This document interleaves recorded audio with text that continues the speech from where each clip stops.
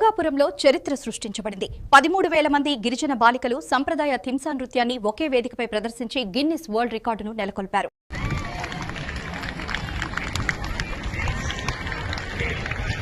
చాలా సంతోషంగా ఉందండి.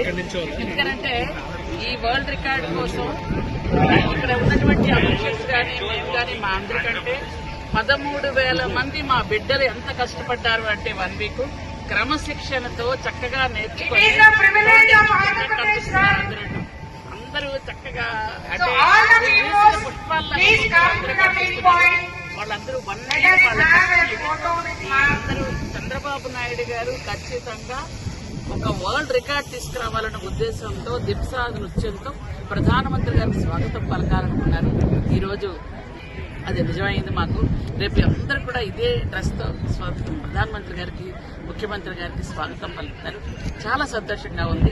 13,000 మంది పిల్లల్ని ఒక చోట కూర్చుని పెట్టి ఒక దగ్గర డాన్స్ చేయించడం అనేది చిన్న విషయం కాదు. అది ఎంతో కఠోరమైనటువంటి క్రమశిక్షణతో చేశారు.